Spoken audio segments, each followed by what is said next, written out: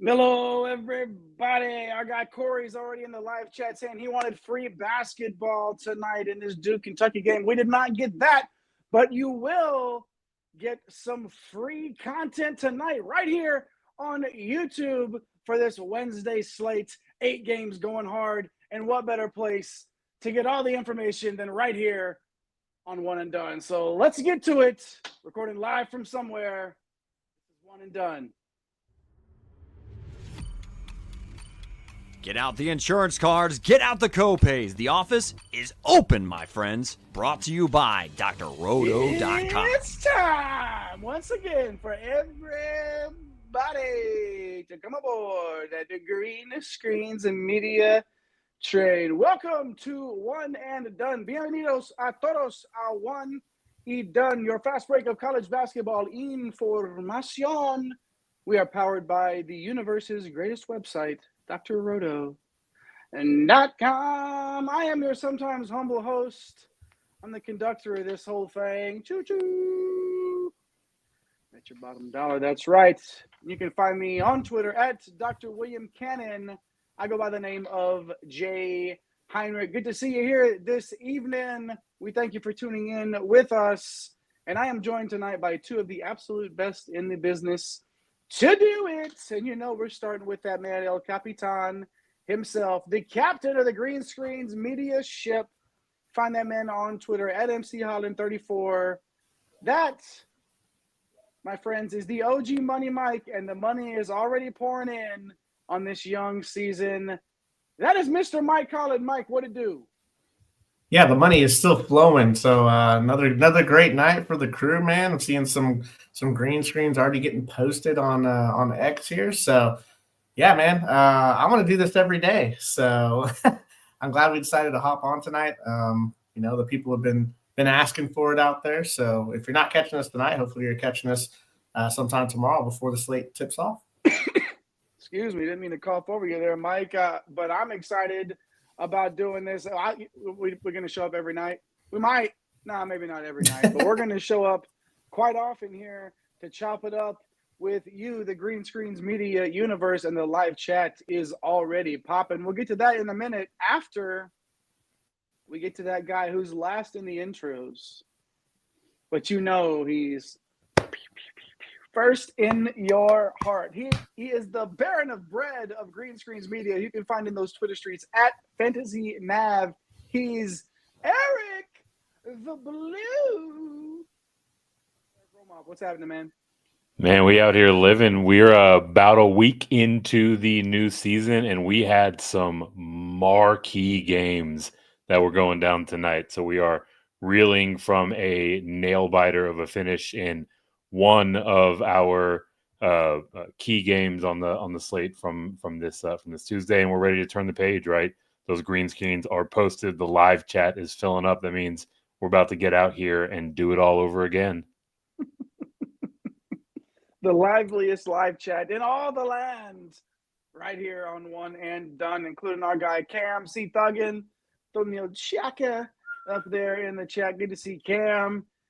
The Last Don, formerly known as Peanut Butter Posse, the resident Kentucky fan, Big Blue Nation represented in the house already, declaring the death of John Calipari. All right. Girth Brooks, Mr. G. Brooks. How you doing tonight, Girth? Wisconsin looks like an Elite Eight team, Mike. The old Badgers in the Elite Eight? Why is Mr. Brooks starting the Big Ten drama? Oh, stirring it up like nobody else does in the business, in the live chat, I should say. Snake's Eyes, you were sleeping. What happened? Hey, we're here. We all woke up. We woke up. We all made some money tonight, and we hope you made some money too. Snake's Eyes for sure. Friday night, Bama versus Purdue is going to be a movie. Well, we'll see about all that. We'll see about that, and we'll probably talk about it as well. Branulus got some green, but I knew you should have got more exposure to the FAU-UCF game. Branulus, thanks for joining us tonight, and of course, the Last Don, the Father, the Son, and the Holy Coach. Okay, that's just let's read them on the. If you're into that stuff, good job, live chat. Let's keep it rolling. As we roll into this 8-game slate on a Wednesday, locking at 7 p.m. Eastern time, as you can see right there on that fine graphic on your viewing device. And as you do that, as we get into this overview, excuse me, make sure you've already hit those like and subscribe buttons, by the way. Boop, right there. It doesn't take too long to do. Make sure you boop, push those buttons, turn on the notification bells. We gave you a little countdown tonight. So if you joined us in, you saw the countdown, 30 seconds coming in, then boop, you saw my face on the screen. I do a little pose for you there. And then you get to hang out with us in the live chat and talk basketball with the broskies. So make sure you hit all those buttons. Now let's get into that overview. 2K to first tomorrow, the big contest. A little softer pricing, Mike, wouldn't you say? Yeah, tonight it was. It was tough tonight. Tomorrow, you can pretty much do what you want. I mean, there's enough value. We still got these blowouts, so a lot. So, we're gonna talk about some cross offs or maybe like one guy that we want to try to get to, see if we can get them to go off. But there's a strategy to it. Like, on our group chat, I was just like trying to think about like where if you ever find like guys that are either fairly priced or even underpriced, like fourth, fifth, sixth, seventh options in a blowout, in a 20, 30, 40 point blowout like Baylor was tonight. Celestine, Ojibuna, their backup point guard got there, so I had them all in my lineups. They were all flames. So that's a strategy that moving forward, instead of playing, some of these guys that get blown out and they shoot 2 for 10 and they grab 2 rebounds and turn the ball over 6 times, these backups that get into the game and get this blowout run can outperform them. So there might be some cases of that on this slate, although you probably don't need to do it because there's some underpriced guys that are going to be really good playing 30 minutes. So, yeah, you can pretty much just dive in and do what you want on this slate coming up. I like that. I like to hear that. Dive in and do what you want, especially when it comes to, the 8-game slate. We've been talking about some 11-game slates, some bigger slates, and now chop it down a little bit, just 8 games to choose from, so the options get a little juicier for sure. Let's start this 8-game slate off.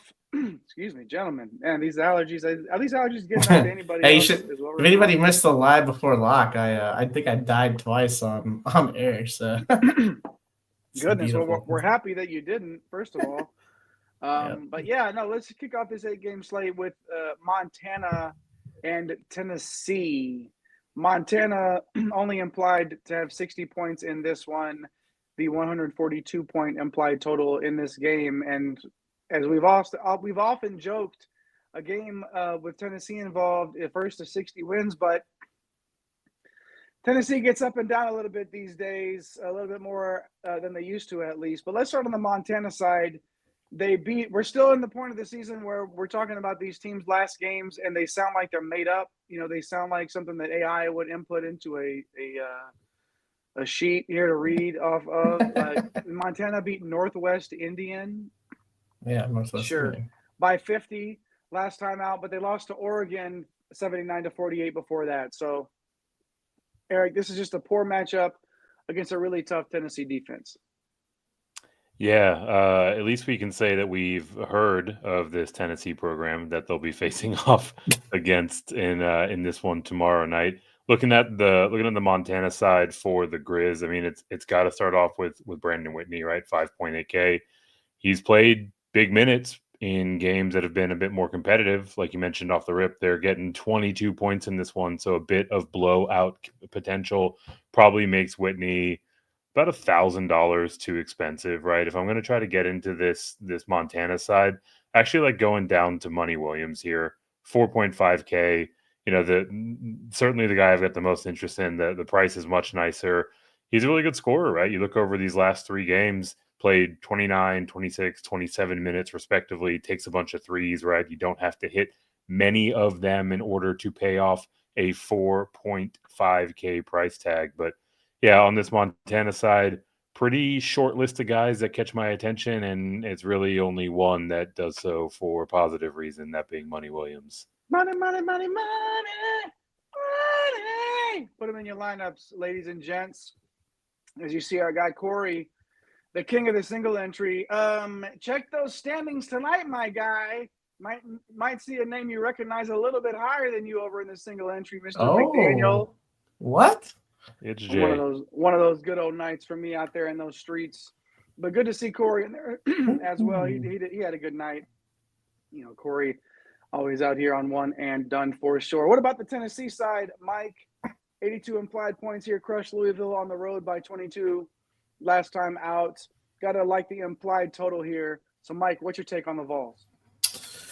Yeah, I mean, it starts with Zakai Ziegler. He's 9,200. He's always in play. Sometimes when you get into these 20-point games, as long as it stays within, the high teens, even into, 20-25 range, you'll still get starters get up to, 28 minutes or so. And with his rates, like he only really needs 25 to 28 minutes to absolutely crush these guys.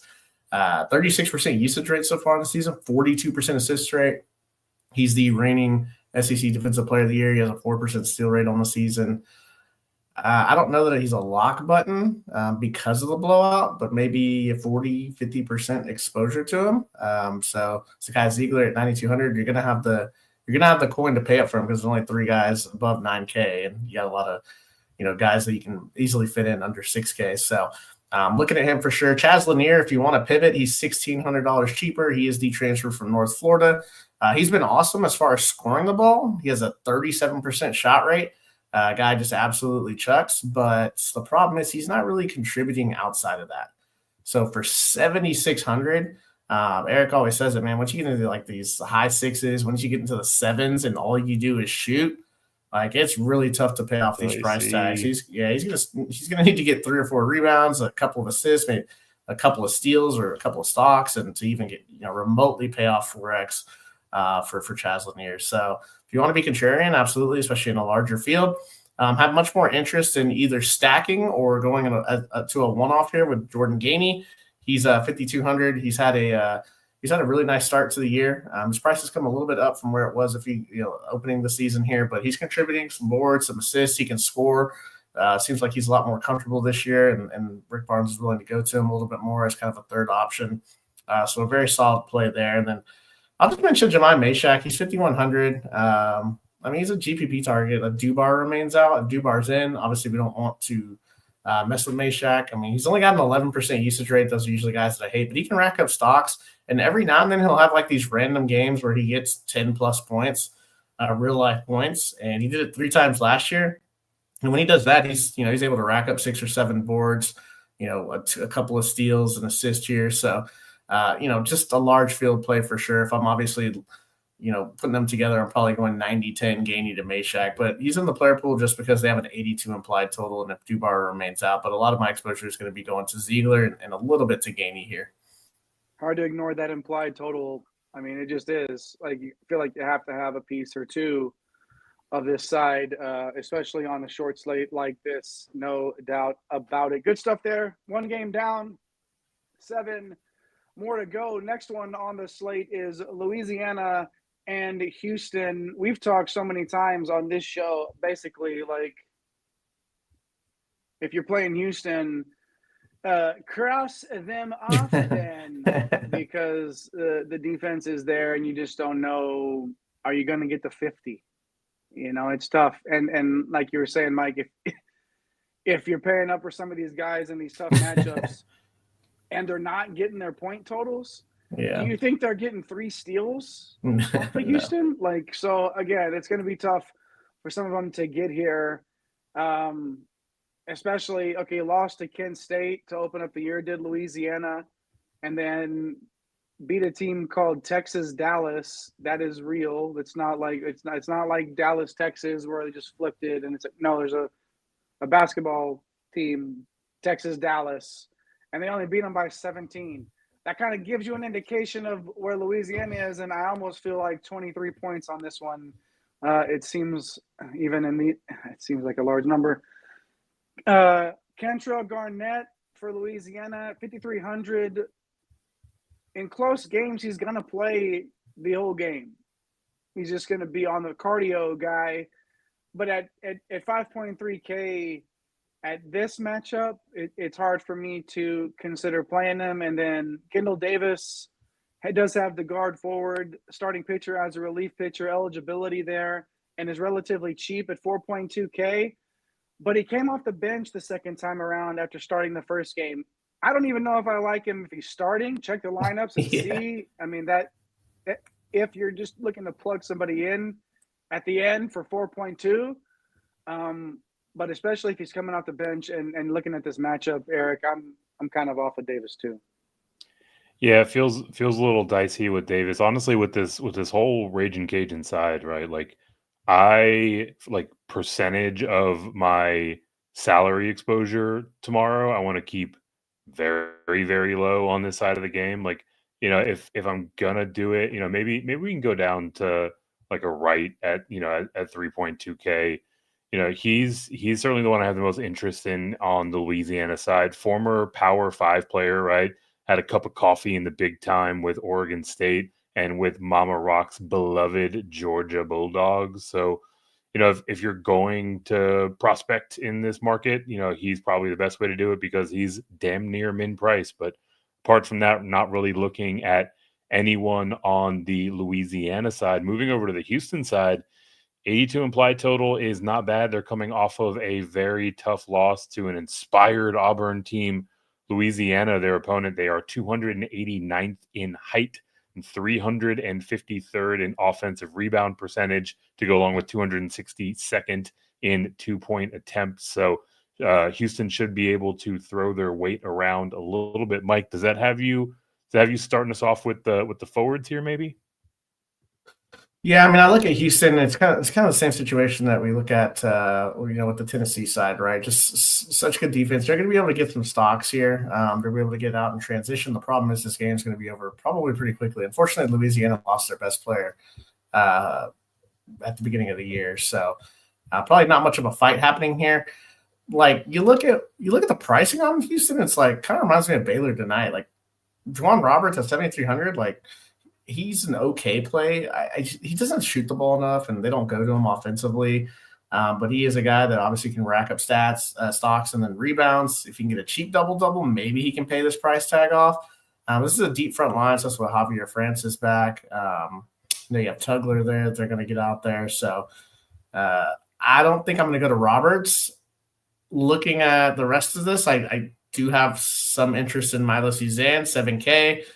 He's the guy that's coming in to try to fill the shoes of Jamal Shed. He's a large field GPP target. He's kind of doing it all right. 22% usage, 18% shot rate, 20% combined rebounding rate, almost a 40% assist rate. And then the Sox have been there, 3% block, 4% steal. So at 7K, he's a large field option if you feel like he puts it all together. The guy that I have the absolute most interest in, I'm sure most people will, is LJ Cryer sitting here at 6,100. That is a crazy price for a guy that has a 30% shot rate and an 18% assist rate, a guy that we've seen go for 30 fantasy points easily. Yes, the matchup, he may, all these guys may kind of spread it out. But for 6,100, if you fade him and he gets to 26, 27, which is, kind of just a regular day for him, that's going to be tough to try to find someone that's going to be able to produce that and more. So yeah, I mean, Cryer, a core cash play, a strong tourney play. Emmanuel Sharp, I do have interest in. He's 5,700, really good scorer. He could go for 20 real life points, shoots a lot of threes, can rack up some steals for you. So at 5,700, if you want to get, I don't even say if you want to get different, but if you want to stack him with LJ Cryer, I definitely don't mind that. And then, now, if you're going dumpster diving, I would say Terrence Archino here at 4,200. He's more of a deep cut play. Like the minutes are in the teens, but he's someone that could get to 15 to 20 fantasy points. I always struggle with this though because, it's like, do you use a Money Williams or a Christian Wright? I think on this one, I may want to use maybe a Christian Wright over Archino here, but I don't know. It's tough because I just said the Baylor player. So, flip a coin on which side you want to go with because sometimes these guys like Money Williams or Christian Wright, one of them could go off for, 20 fantasy points. And then, if Arsenal goes for 14, obviously they're beat. So just someone to kind of keep an eye on. But, yeah, other than that, I'm really just looking at Cryer and Sharp mainly on this team. Mike, when you have a guy like Christian Wright that gives you an opportunity to get a player in at 3.2, like Eric, like you said, damn near at the minimum, every once in a while, do you just take a guy like that? Okay, let me plug him in and let me get to the couple of the more higher price guys and plug them in and then see where I can go from there. Like, is there any strategy to that? Like just finding some players on the lower end and plugging them in that that you're gonna play, and then getting a couple of higher end guys. And then you can go with a mix sort of a lineup. It doesn't have to be stars and scrubs, right? Like you can if you're the point is if you're playing a guy at like 3.2K, you can do a lot of different things. Oh, we lost Mike. You hear what I'm saying, Mike? Like if sorry, we kind of delayed there. No, I absolutely hear what you're saying there. I think there's enough I think the problem with this slate is that there's enough 4 and 5K guys that I don't know that we need to do it.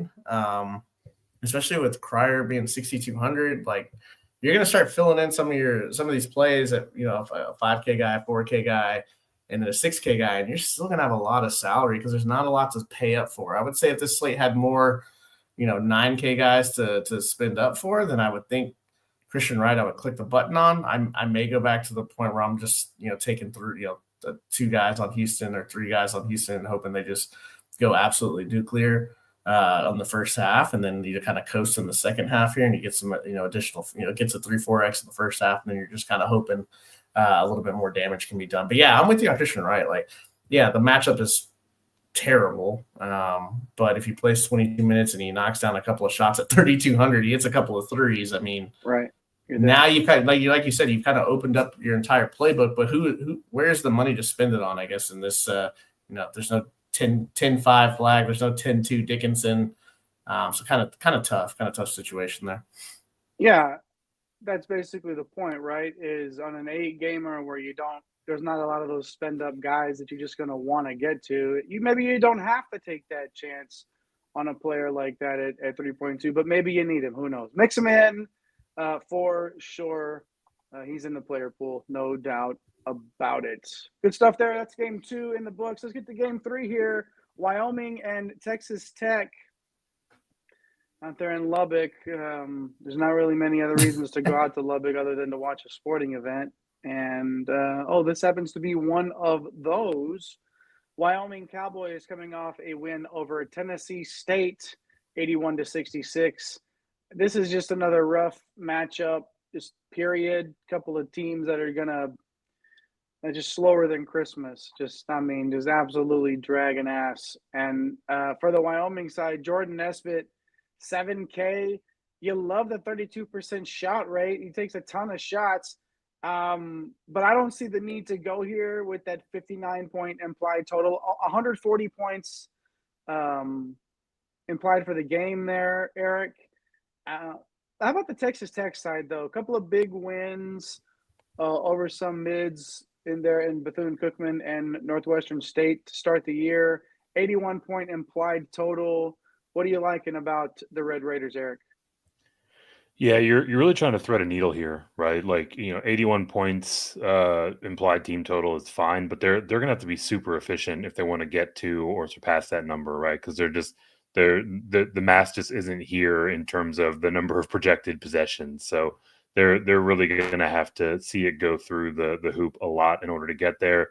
But these guys, they're running a 7-man rotation with Hawkins out, right? So you love to see these consolidated systems like that. So for me, the first name that we have to mention is JP Toppin, right? Sitting at 8.6K, the forward, just absolute beast mode this year. 28% usage, 31% shot rate, 36% combined rebound, 11% block, and he's chipping in 3.5% steal rate. So just absolutely stuffing the stat sheet. 40% up, 40-point plus fantasy upside for JT Toppin, and not to be outdone, you've got Darian Williams right next to him, 8.4K. If you want to go into the backcourt, he's coming in technically as a guard, more of a wing with a ton of upside.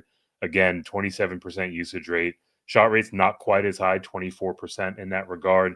Rebounds the ball well for a wing, 23% combined rebound rate, and he makes up for it with the assists, right? 38% assist rate overall. So he's not doing nearly as much as Toppin on the defensive side, or really just kind of in a vacuum at all. So, there's still some potential upside if he starts to reach into those stock categories. But, even without him, a guy that can flash 32, 34, I mean, if everything goes well, 40 fantasy point upside. So definitely like these two. Mike, before we get into the rest of the Red Raiders here, anything that you can report or even just kind of catch us up on with regard to Hawkins? Well, we have so he's 8,200. He's the transfer from Minnesota. I mean, he would eat into Williams' assist rate. He's top 5 assist guy last year. So he hasn't played this year. Not really sure what's going on. It says lower body injury. That's like the worst. That's a hockey injury. The hockey injury, yeah. Like it's the worst, man. So we have to pay attention to that because, like, if he's in, it makes these guys a lot less appealing, right? Even if he plays 20 minutes, like if he pulls down 5 minutes from some of these other guys, it's just going to pull down, stacking multiple guys. It'll also pull down if you're one-offing somebody and he goes into, you're playing Darian Williams, all of a sudden Elijah Hawkins is in. Maybe Williams' upside is, 30, 32 fantasy points because he gets pulled early. So we'll just have to pay attention to that news. But Tech, I mean, I'm all about going up to one of the top 2 guys. I'm also about stacking them if Hawkins is out with some of these guys that are a little bit cheaper. I mean, Chance McMillan, he's 6,900. He's played pretty much every minute. He's only been on the bench for 7 minutes this year. He's not taking as many shots as he did last year, but he definitely has upside. So he's kind of a contrarian, 6,900 spend because he's not taking a ton of shots. But if he does, like, he can vulture up the leaderboard. I tried getting into Kevin Overton the other day at 5,400. He's the Drake transfer. He's kind of one of the biggest benefactors if Hawkins is out. He's playing 29 and 33 minutes. He takes a lot of threes, so you'd love to see that. You love the price tag. You'd love if things just kind of fall his way at 5,400. You could think that he would easily get to a 20 to 25 fantasy point effort. Kerwin Walton is the guy that's been taking a ton of shots. He's a knockdown shooter. It feels like he's been in college for forever. Started his career at North Carolina. He's played 35 minutes in both games. He's hit 10 threes. So, that's one thing you're going to get. But with that, you're not going to get a lot else. He doesn't really rebound the ball. He doesn't create. He's more of a catch and shoot guy. So that's, Overton, if he kind of knocks down his threes, I like his upside a little bit better. Although Walton has shown when he hits 7 threes in a game, that it doesn't really matter if you grab 1 or 2 boards. It's you're already starting to get into those mid-20s at 5,200. So yeah, a lot of great options on this Tech side. Probably one of my favorite, even though the pace is really terrible. Efficiency-wise, it should be there. If they have an off night, then yeah, some of these guys aren't going to pay off these price tags. But I don't know how Wyoming slows these guys down. Well, a lot of slow games today, and the next one's going to be slow too. But let's put a bow on that Wyoming and Texas Tech matchup there. And let's put a bow on this part of the show by saying, hit those like and subscribe buttons. Beep, beep, beep, beep. Do your part in the Green Screens Media universe. Push them all. Tell the breadheads, the hoopheads, the broskies and broskets in your life about us. Don't forget about our guy at The Real Napier, our guy Napesy Hustle, who had himself a nice evening tonight in those DK streets as well. And we're hoping to duplicate the last few slates that we've gotten. We've all seen some sort of green screens each one of these nights out here, and thinking let's keep that going. What do you say? What do you say? 12, 16 is the number right now. Is that right? Am I reading that right? Over on the YouTube's subscriber 12, 16 list and counting. I believe 12, 16 is one of the steps on the road to 7 billion bajillion.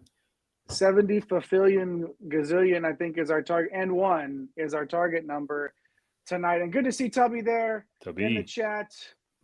What's up, my guy? Good to see you always in the live chat. Thanks for hanging out with us, spending a few minutes with us here on One and Done. North Texas and Minnesota. Oh my gosh, it's already one and done after dark on the East Coast. We're putting me to sleep here with all these the pace of some of these games. 135 points on the implied total here. Minnesota, North Texas. 3 point. Well, let's not pretend like Minnesota gets up and down real fast either. Okay. North Texas plays at 361st in tempo. How many are there in the 368. Third to last. Okay, seventh. Right, 368. Right, that's not good pace wise. They are 2-0 though. Give them that much. Still Mean Green 2-0, bringing that record in with their 66 implied points here. But it's hard to play any of these guys at this price, to pay or play. Jasper Floyd, Wright, Walker, any of those guards, Eric, like of the three, Floyd, Wright, and Walker, are you interested in any of them, really? I mean, 66 implied points here. And Minnesota, by the way, I wasn't 318th in tempo. Okay, so it's not even like they're a big jump ahead. It's hard to play anybody in this game, but Floyd, Wright, or Walker, Eric, are you thinking that you could dip your toes into the waters of any of those guards? I guess of that lot, I'll go with Wright. Right, he's sitting here at 5.4K, so the price tag is manageable. We know he's a talented kid, right? He transferred in from Drake. He's got a 30% shot rate, at least in that game against Evansville. So, a guy that if you see those shots fall can get to that number pretty quickly to the point where you can feel pretty good about rostering him. But I mean, even that I'd say is kind of a lukewarm read on this Mean Green side. That's being nice. Moving over to the Minnesota side, they're carrying a very nice 69-point team total. They beat Oral Roberts last time out, 80-57. They also have a win over Nebraska Omaha, 68-64. We're blessed to sit down and chat with Coach Ben Johnson, so I have a little bit of insight around this program. Mike Mitchell is really the storyline here, right? His injury looms large over this program. Tyler Cochran also already out in the backcourt. So the game environment overall, not great, but you're going to have some guys that are going to play some big minutes because of those injuries. Mike, what's catching your eye here on the Golden Gopher side? Yeah, that 69 implied total looks a lot better when you're going to have probably four guys into the heavy 30 minutes here. So Dawson Garcia, I mean, we do know how good he is, right? He's been around forever. 9,100.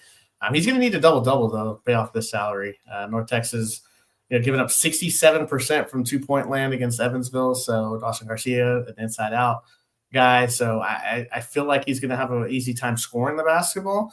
I just don't know if he's going to rack up enough rebounds. North Texas is pretty tough inside as far as rebounding the ball. Lukai Patterson, he's 7,400. He's one of the biggest benefactors of Mitchell being out. Ball's going to be in his hands a lot. Played 35 minutes last game, had 8, 6, and 6 against Omaha. I think there's upside for even more as far as the scoring goes. I wish he was where Mike Mitchell was last week, where he was, Mike Mitchell, I think, was like 6,200 or something like that. Really wish he was right around there, but we're still paying for his price tag when he played at Charlotte last year, which is really annoying. So tournament play, we'll have to see what happens with Mitchell being out. He got hurt 23 minutes in the game, hurting that ankle. He's going to be out for the week. We'll see who gets the minutes bump. So it's either going to be him, Asuma, or Rigsby. So female to Kale, Asuma, or Rigsby. All three have the potential to 4x or even higher here, depending on who gets the major run. Rigsby, he started. He played 21 minutes last game. We really tried to attack him that first. It was like the first or second slate, because we saw in the preseason he was just jacking up a ton of threes. He was in the 3K range. And now he's 4,400. He doesn't do a lot more. So he's the guy that I'm probably the most shy on. Asuma came off the bench, played 25 minutes last game. He's 4K, so you get a $400 savings from Rigsby. I do have interest in him. If he happens to get up into that 30-minute mark at 4K, that would definitely be something to look forward to. So I'm really going to be looking forward to the starting lineup coming out. And then you have Fimo Dakale, who started at Seton Hall, dipped down in the mids. Now he's back. Was at New Mexico State last year. One of these guys, he's 5,900, but we know that he can produce when he's on the floor. So somebody's going to get 30 minutes, or all of them are going to kind of get like the mid-20-ish minutes. So I'm really going to be checking out the starting lineup. The starting lineup is going to be key here to see if we do have a piece here that we really want to attack here. But yeah, I mean, the Minnesota side, even though 70 points may feel a little bit ugly when you're getting these guys at decent price tags. I don't know if I'm going to go too crazy, like stacking two guys in this game. That feels kind of scary. But trying to find the one guy that you think is going to pop off and get him in there, because it feels like there's a 4 to 5x guy or two in this game environment. So I got a comment in here from Tubby again. I guess Tubby's got the show sheet. Everyone's probably making that play, Tubby. We'll talk about AJ Hoggard here in just a minute. The 4,900 since third grade is a great comment there. And then Sam the Sniper jumping in. Auburn fans. Yes, Auburn fans. There he is, my man. Good to see you, Sam the Sniper. Hey, Sam. Welcome back in. Tubby, thanks for keeping the live chat rolling as well. Good stuff there. Those totals are tough, but when it's the end of the bench guys there from Minnesota, not end of the bench, but you know what I mean, end of the rotation, even when the rotation's tight like this, if you're spending down and you're not sure if they're going to get 25 minutes off the bench or if they're going to get 16 minutes off the bench, sometimes it's hard to make that jump. You got to mix them into your lineups. And we got to pay attention to who starts for Mitchell, because that guy probably has the best opportunity to get to the 28, 30-minute threshold. Good stuff. Good stuff. Excellent work there, gents. Broskies and broskets. Keep the live chat rolling. You think Walker is sneaky for North Texas there, Tubby? All right. Yeah, I mean, Rondell a little Walker. sneaky. I mean, former Oklahoma State guy. We tried nailing him a few times, when he was in that mid 4K range last year. So, yeah, I mean, this game environment is disgusting. So if you want to take a shot, if you subscribe, that somebody's got to score fantasy points somewhere in a game. It's probably going to be Jasper Floyd though on that side, and I'm not playing 7,800 to find that out. So yeah, he's the one with the shot rate and the usage. But yeah, I mean, Tubby, not a bad call on Rondell Walker. I mean, he's in the player pool. What's it gonna cost you? What's he, 42? I think he's 49. 49. Okay, Yeah, still even at that price. Yeah, I mean, it's not bad, right? Somebody's gonna get in there for sure. All right. Kent State and Auburn, as we remind you to hit those like and subscribe buttons. Do your part in the Green Screens Media universe and do all that stuff. And get over to drroto.com too. Check out all the articles we're putting out all year long. I mean, all we're doing is writing over there at drroto.com. Mike's got his college basketball stuff up. We're doing fantasy football stuff. Whatever you need, get over to drroto.com and check it out. And let's check out this Kent State and Auburn matchup. A little bit nicer total there, 150 points implied. Going to get some higher totals here. But let's start with the lower side, which is Kent State, and it's lower because they're 22-point dogs on the road here at Auburn. 64-point implied total. They did beat Louisiana 70-66 in the opener. And then Miami Hamilton, which is not a Broadway interpretation of anything. No, that's a real college with a basketball team who lost to Kent State by 45 points. Okay, so big time pace up for Kent State here, but a tough defense. Obviously, we know the kind of basketball that Auburn plays, but the pricing's very appealing. Somebody that I'm probably not as into though is Hornbreak at 5,500. It's the bigs, it's the matchup, right? Like, how do you justify playing guys going against Auburn bigs? Like, I'm gonna ignore him. Mike, who should we go with though? Like, there's got to be some interest on this side. Oh, Auburn, tough defensively. Kent State, though, man, like always a really good team in the MAC. So Von Cameron Davis is someone that we talked about this offseason. Is one of the better players in the league. He's 5,200 at the forward spot. I mean, he played 30 minutes in the opener. We know he's going to play 30 minutes. He got 17, 2 and 2. I have a little bit of interest in him as a value piece. I know at that forward spot it gets a little disgusting, but it's a pace-up opportunity for Kent State. Morgan Stafford sitting there. He's 4,800. He also played 30 minutes in the opener, posted 15 points, 9 boards. I think that's a little bit more of a, I don't think he's going to quite get to the 9 boards there, but he can hit threes. I probably just want to spend the extra money, for Davis, or just spend down to Cian Medley, who's 4,300. He's the point guard. He's at a 27% usage rate, at least for the first game. He can get you some assists. I'm not really sure what's going on with Sullinger. Last year, he played 86% of the minutes, and he had a 23% usage rate. He's like coming off the bench and playing very limited minutes. So I'll have to dig into that. I was trying to find, what's going on with him. That's a pretty big shift in role from year to year, especially for a guy that comes back for your program. So, if we get news that, maybe he's starting, then I have a lot of interest in Jalen Sullinger. But yeah, for the most part, man, like I know we do this all the time. It's like these 4 or 5K guys against Auburn, like they got to get so many possessions, but then Auburn turns them over at a 20% clip, and then they miss a bunch of shots, and then next thing you know, it's a 25-point game. So, maybe taking a shot on a Medley or a Davis in a few lineups, but nothing crazy. It does feel like there's a lot up in the air for Kent State, but what's not up in the air is that Auburn is a kick-ass basketball team coming off a big win over Houston, 86 points implied total in this one, and a big-time size advantage over Kent State, who is 347th in average height in the country. So where else can we start besides my guy Broom? Let's ride the Broom all the way to see Wicked in theaters next week. No, I'm just kidding. Broom is 9,300. Okay, so 33 minutes against Houston, just 20 points, 9 boards. What do you need? Come on, he's going to give it to you. If he ever plays 30 minutes in a game that's not against Houston. Yeah. Think about it. Like these matchups that he has, he's going to go up for 40 plus every night if he can just play 30 minutes, but he won't. Well, I mean, maybe he will, because there's a couple of guys. Yeah, Hudson and Howard. Detrimental to the team. Yeah. Maybe suspended still. We'll see. We got to check in on that. Those guys are coming back.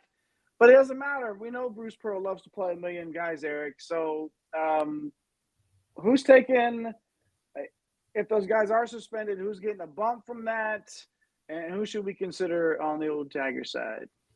Yeah, Coach Pearl's got a real Sophie's choice here, right? Enforce the suspension or allow himself to have more guys to rotate and play like 7 minutes at a time. I'll follow your lead, right? You asked who's going to get the benefit if those players remain suspended. The first one we have to start off with is Chaney Johnson, 6.1K at the forward spot.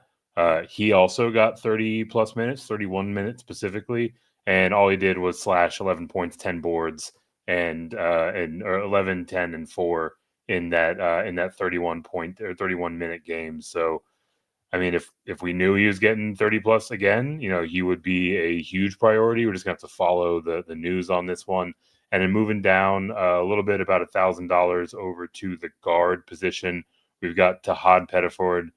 He's coming in at 5.1K flat. 5K flat, excuse me, the star freshman. Apparently he's the best point guard on the roster. Sorry, Big East, right? But sitting here looking at what he's put on tape so far, like the other night he was 3.2K and absolutely filled it up. So not anymore. We were hoping he could be a value play for us tonight. 5K is still a pretty reasonable price tag overall, but not quite as nice as that mid 3 number he was putting out there. But either way, like I think he's someone to consider again, especially in light of the news, right? If Auburn's going to be down 2 guys once again, a 5K Pettiford, a 6.1K Johnson are guys that are going to be pretty appealing. If those guys are still out and we got Pettiford at 5K flat, no need to worry. My accountant handles that. Put him in the lineup, sprinkle him in. If those guys are back, though, why does he play people? It's so frustrating. That's all right, because Broom's going to just have those nights too where it's so worth. I love when he plays like 24 minutes and has like 53 fantasy points. Those are my favorite. It's amazing. He does it. It's just play him like sturdy, please. What's wrong with 30 minutes? We're not going to get – well, apparently Come on, a lot. Bruce. We're not going to get it. That's all right. We're not going to get it. Not going to stop asking for it.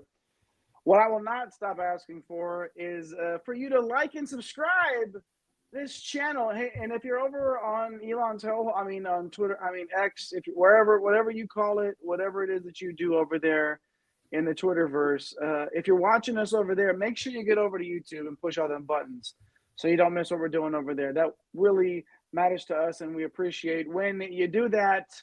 Building up, since the season started, that been skyrocketing, and we definitely appreciate everybody that's hit those buttons, and we appreciate you for hanging out with us live tonight, one and done after dark. If you're hanging out with us live, hitting the live chat. If you're watching later, get in the comment section. Let us know who your team is. Let us know if we missed somebody. If you think you have the play of the day, drop it in there. Let us know. We would love to hear from you as well. At One and Done CBB, of course, is where you can find us in those Twitter streets always.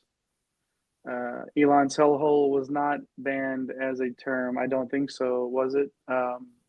Not by the FCC did not reach out to me and the producers in my ear right now. So I can still say it, but I only do it like once a show. I don't want the feds showing up, man. He's about to be a very important man in this government somehow, and I'm not trying to piss anybody off. So let's not do that. Let's not do that tonight, okay? Cam, you just typed his name into the chat on YouTube, so you're about to get hit with a bunch of spam calls and stuff. He said you seemed hesitant. Cybertruck ad. Well, I'm hesitant anything these days, it is what it is, but that's what we're doing. I'm not hesitant to tell you to like and subscribe. We know Cam did already. Our guy C Thuggin. If he's done it, if it's good enough for Cam, it's good enough for you. Okay. No doubt. And it's also good enough to move on to this next game, which with an even better total, 135. Yeah. 158. Now we're cooking with grease here. Cal, you knew I was going to get my mats and dance in. That's right. 7-point dogs on the road at Vandy here. Cal did beat Cal Bakersfield 86-73 and Cal Poly 91-73. So holding other California schools to 73 points is apparently their thing. And we'll see if they can do the same to Vandy here. Both teams are top 100 in tempo, Mike, but Vanderbilt seems to be struggling a little bit to contain the three ball right now. Opponents are shooting 41% from beyond the arc. Yeah, so love the tempo in this game, but it's kind of annoying because for Cal, it's really two plays for me. The 3, 4, and 5 spot for them are kind of a mess. So I'm sticking with the 1 and the 2 here. The 2 being Stojakovic, 6,600. We know he can shoot it. We just mentioned Vanderbilt giving up 41% from 3. He has a huge shot rate. Only 3 of 12 so far from 3, so you want like the positive regression there. I'm going to need him to produce a little bit more outside of rebounding. I know stocks aren't really his thing. If he can grab a couple of those, that would really help pay off the extra $600 that his price tag is this week. But I do have a lot of interest in the pace and the tempo and him shooting a bunch of threes. The guy that I have the most interest in on the Cal side is Javon Blackshear. He's still too cheap, 5,600. He's the former WAC preseason player of the year from Grand Canyon. Fully healthy this year. He's been awesome to start this year. He's played 31 minutes in both games, scored 18 and 17 points in both of those games. He's also providing ancillary production. So he is one of the better plays on the slate at this price tag. It's hard to trust anyone else. Sissoko is there. He's going to project well. Ola Joseph's there. He's going to project well. Ritas Petritis, I don't know what they're doing with him. He hasn't really played minutes, but he actually put up a pretty good game in 20 minutes the other day. So it's just hard to trust anybody else. Blackshear going to be below 6K for very much longer? Nah, this is probably it right here. This is it. Hop on now, ladies and gents. Yeah. Get him at 5.6 while you can, for sure. Vanderbilt, Vandy, and Vanderbilt. Mix it all together there. Vandy with the 82-point implied total, digging that for sure. Beat up on something called Maryland Eastern Shore, which to me just sounds like a failed rap group. But anyways, Maryland Eastern Shore lost to Vanderbilt, and then Southeast Missouri did too, 85-76. So Vandy's giving up some points here. Cal is Also struggling to defend the three ball, though. 45% opponent three-point percentage. And they're the 34th in bench minutes to start the year is annoying for Vandy. 38% bench minutes. That's not really what I'm trying to look at as I'm picking how many. Who's starting? Oh, it doesn't even matter because everybody's coming off the bench anyway. So now when you talk about guys on this team with the usage, though, you think of Devin McLaughlin, right? Like he's there, 8,800. The price fits the usage rate, but in another case, not playing 30 minutes. Barely playing 20. 8,800 for Devin McLaughlin in this matchup. I'm going to need to know that he's playing 30 minutes. I can't do it, Eric. I just can't do it. There have got to be some other plays, though, on this Vandy side with this total that you like. Yeah, can I interest you in saving $2,000 going down to Jason Edwards? Practically speaking, maybe. He's playing the most minutes, right? 27 and 28 minutes in those last two games. He's taken 14 three-pointers over that span, and he scored 17 and 19 points. He is the embodiment of why these shot-dependent guys in the 6+ range are typically a trap. I am going to color him as such. In this case, probably going to step away from any Edwards exposure. I do have some interest in AJ Hogarth sitting all the way down here at 4.9K for the first time since he was in third grade. I mean, you just can't pass up on that kind of value.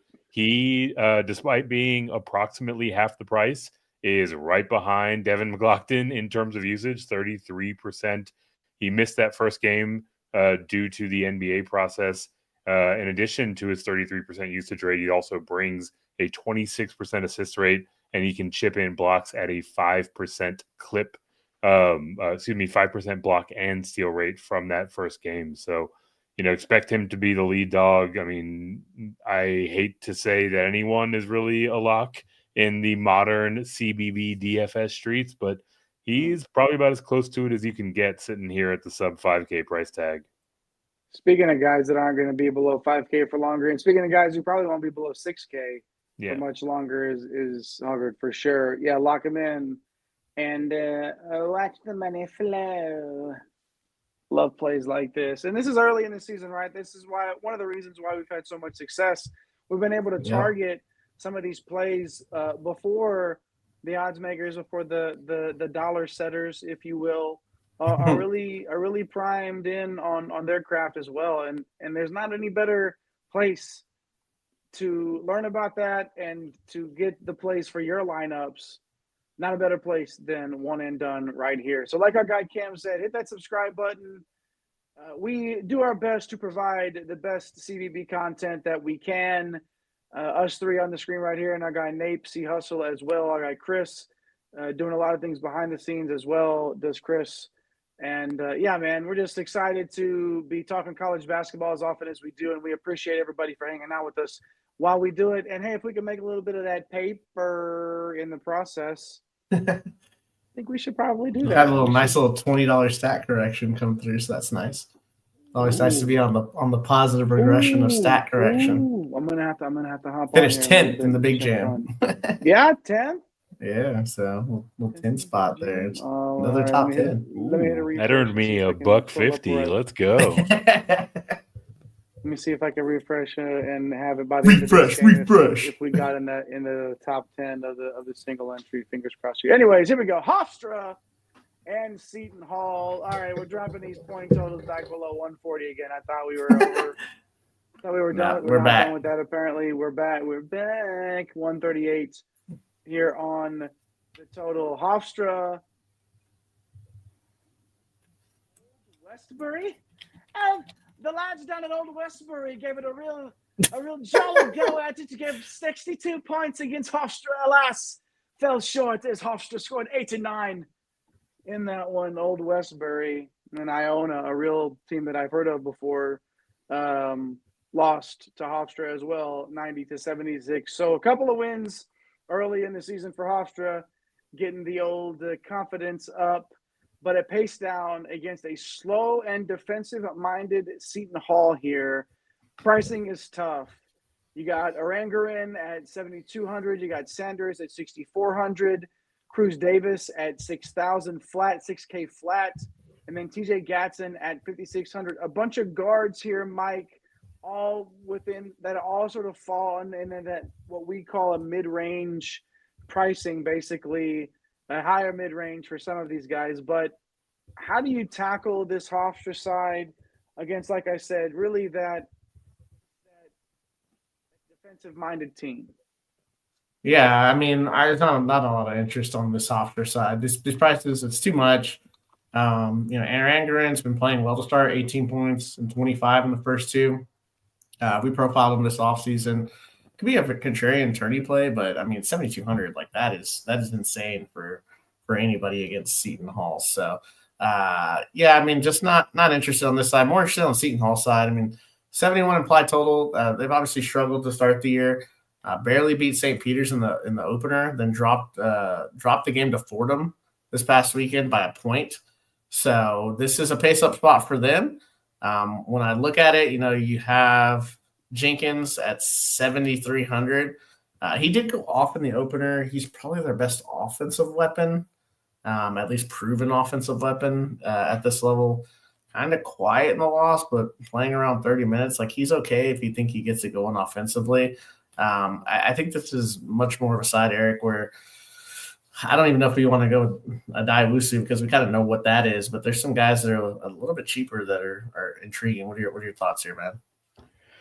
Yeah, Diawusu's tough at 7.1K, right? Like that price is pretty expensive, especially for a guy that just doesn't really get the ball all that much, right? We can, if you want to splash around here, we can go down to our guy Prince, 4.7K, the forward. I mean, he transferred in from Boston College, right? In that last game, he was out there for 33 minutes. He took 13 shots, right? So these are things that you like to see out of guys in this price range. If he gets this many minutes, it's going to be hard not to have him on the short list of some of the better value plays on this entire slate. The problem is that is far from guaranteed, right? They're going to play 11 guys probably. All the teams that play 11 guys are on this.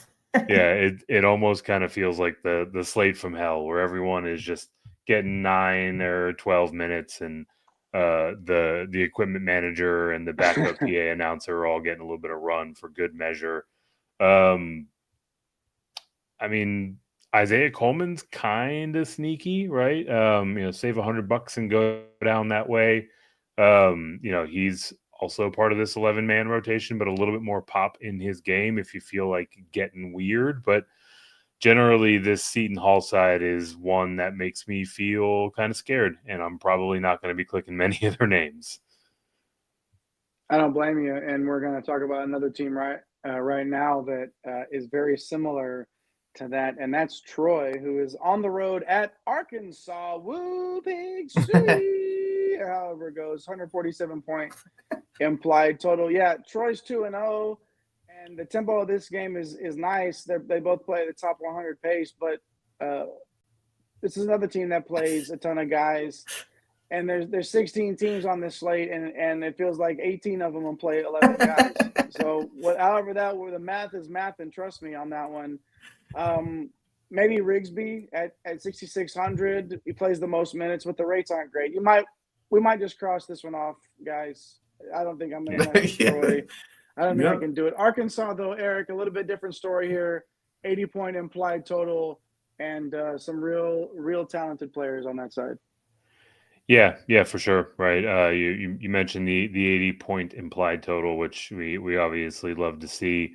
Last time out, they are first time out of the new season, they beat Lipscomb, but then they turn around and they lost to Baylor by 5 points at a neutral site. So, hard to say exactly what this Arkansas season will be on the year, at least based through 2 games. You love the tempo, right? We know that Cal just finds those guys that he trusts and he trots them out there. So that's something that you definitely prioritize in these DFS streets, as I will be prioritizing John L. Davis, right? 8K flat no need to worry. There are accountants who can handle that. Bit of a slow start to the year by his standards, right? A guy that was, brought in with some pretty lofty expectations, but you've got Fland, you've got Wagner in the backcourt with him. I feel like we've seen him get a little bit of a haircut on the price tag. Probably want to see it come down a little bit further before we feel awesome about it. But he also is on a pretty short list of guys that has 40, 42, 45 point upside on any given slate, right? So, for that reason, he's going to be someone that I'll sprinkle in for upside in a tournament setting. But, thus far, he hasn't lived up to the billing quite yet, although it's only been 2 games. So, Mike, now that we've talked about the roller coaster ride that will be John L. Davis for tomorrow's slate, where else do we need to look at with the Hogs? Yeah, so I mean, a little more secure because we know these guys are going to play minutes, unlike Troy and Seton Hall and Vanderbilt and to a certain extent Cal and then Auburn. You at least know who's going to be on the floor. The problem is that you're jumping on a roller coaster. It's not the roller coaster of 11 guys hitting the scorer's table. It's the roller coaster of like who's actually going to produce, because they're playing a lot of hero ball right now, which is not creating a lot of assists. Boogie Fland is a guy that is getting the assists and creating some things, but 7,900, man, that price has come way up. The shot rate's there at 27%. The assist rate's at 24%. He's another turning option, just like John L. Davis, which is interesting because that Davis at 8K, like you pay 100 more and his upside's there. Oddly enough, the guy that I was the most off of because he's never been a high usage play is Adutiero. He is now 7K, more of a forward, but they have him listed as guard. He's playing awesome this year. And the last couple of years, he has not had a usage rate at all in this Cal offense. So 25% usage now, 27% shot rate. That's way, way up. He's a really good he's actually listed at forward. So, yeah, that's my fault. So they do have it right this time. I'm thinking back of last year where they had him listed at guard. But he does have a nice combined rebounding rate. 13% assist rate. He's just a really good player, and he can rack up stocks like crazy. So it feels pretty uncomfortable for me personally because he does have this big rule to believe that it's going to continue because his minutes went from 20 in the first one to 31 against Baylor. So I know that Fland's going to be out there. I know that John L. Davis is going to be out there. I know that Wagner is going to be out there a ton. Adutiero, though, in that front line, you got Visage there. You got Adu there. We'll see. I will have to put him in because he does have big upside there. And then DeJuan Wagner, I'm just gonna keep burning money here at 5,500. One of these slates, he's gonna post a 35 fantasy point day. He played 38 minutes against Baylor. He played 38 minutes. He's just not getting assists. He's not. Some of the rebounds aren't falling his way. He hasn't really produced many stocks. Shot 4 of 10. Like he just needs a few things to kind of break his way, and he will absolutely slaughter a slate. So. TJ Wagner, 5,500. I've got a lot of interest in him. So, interestingly enough, if you look at Wagner at 5,500, we talked about Hoggard at his price tag. We talked about Blackshear at his price. A lot of guys in that low, that 5K range ish, 4.5 to 5.5 that make the slate super, super interesting to get some of your spend ups here. And I think that's where a lot of people are going to go.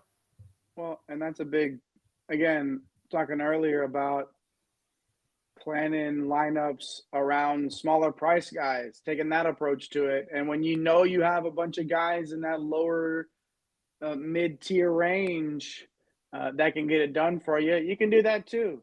So with that being said, ladies and gents, broskies and broskettes, those are the 8 games, and you see there's that one other way. There's that one little thing that's left down there on the old ticker, as they say. It's the core 4. Woo! That's right. No, that wasn't my Ric Flair woo. Don't worry. I'm not going to give you that one. It's a little late for that. If I gave you the whole like Ric Flair woo right now, I would be up for another 3 hours. That adrenaline that gets me going. Can't do it. Maybe a live before lock when we're in the middle of the day or something like that. Tubby's hopping in as we get to the core 4 saying you can pick a competitive lineup 6K and under. Well, yeah, we're going to give you a bunch of guys here in this core that fit that bill. But first, Tubby, I want to start the core 4 with copping out a little bit here because this is the core 4 and more. Because I'm going to tell you to pick your Red Raider star. Okay, you could take Williams or you can take Toppin. Williams is going to cost you 8.4. Toppin's at 8.6.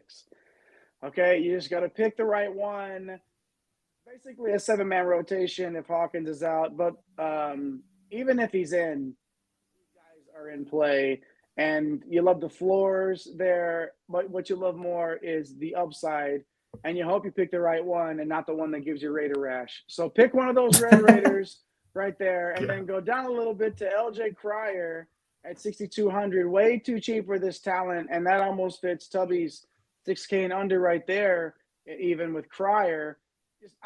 This is another guy that just hasn't caught back up yet. I want to get him now, 6.2. Before I have to consider. He was just 7.2 the other night. Yeah, and then he's going to have a couple of big games and get up to 8K. And I don't want to pay 8K for LJ Cryer, but I want to pay 6.2. Okay, and I want to pay even less for Javon Blackshear here at 5.6 out there. West Coast is the best coast for Cal and Coach Madsen. So 5,600 there for Blackshear. And then Hoggard, 4,900. Along with Blackshear, these guys are in game environments on the slate. So Blackshear and Hoggard for sure. Cryer at 6.2K. And then pick your Red Raider. You can pick Williams or you can pick Toppin, both the mid-8 range there. And what do we have left there? I can't zoom in and see that. What do we have 6,200 a pop. 62. Oh, or 6,250. 6,250. Plenty to work with, and you can still go up and pay up a little bit if you want, and then come back and get some of those cheaper guys that we talked about. Tubby allowing us to start at 6,200 there, much appreciated there, my friend. Very good stuff. That was the core 4: Hoggard, Blackshear, Cryer, and then either Williams or Toppin up there in Lubbock. Some final thoughts, gentlemen, heading into this Wednesday slate. I'll jump in real quick. I mean, you look at it and it's absolutely correct. Like, what do you do next after that?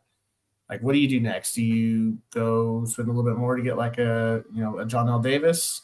Do you play Tiero, or do you go down and play DJ Wagner?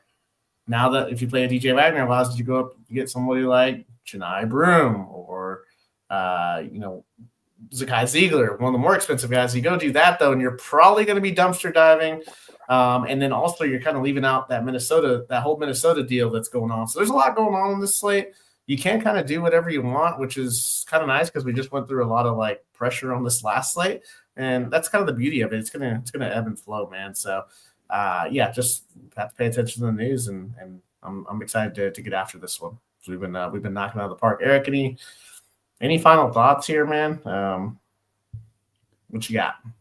Yeah, pricing feels like it leaves you in kind of a weird spot, right? Like it's softer overall, but with how the guys are falling into the lineup, it just feels like you're $100 away from the guy that you want to get to, or $200 away.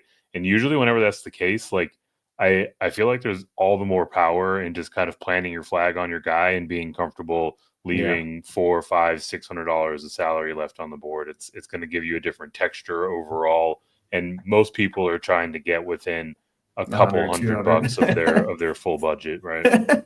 Every time. We've been talking a lot in the group chat about leaving money on the table to start the season. You have to sometimes, especially to start the season. They're so back-asswards with all these prices, and not like 200, like over 1,000, like leaving salary on the table and just finding the guys that are going to hit those flames across the board. Okay, so we did have an update there after stat stuff, looking like 14th in the single entry for me. The old high five tonight. Not too shabby. Definitely a good evening here. I just rolled out the one lineup in a few different contests and little cashola and everything. So solid night for me.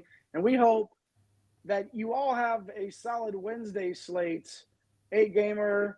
Go back and watch the show again. Put it on with your coffee if you're hanging out with us live. If you're watching with us at your breakfast table, on your commute to work, watch Hands on the Wheel, first of all.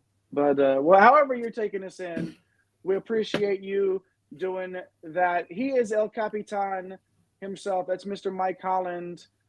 That is the dude. That is the Baron of Bread of Green Screens Media, Mr. Eric Romoff.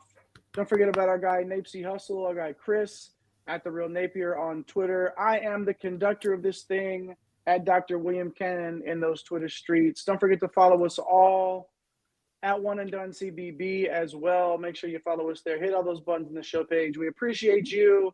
Tell somebody you love them. Take care of yourself. I'm the JAYHEINRICH.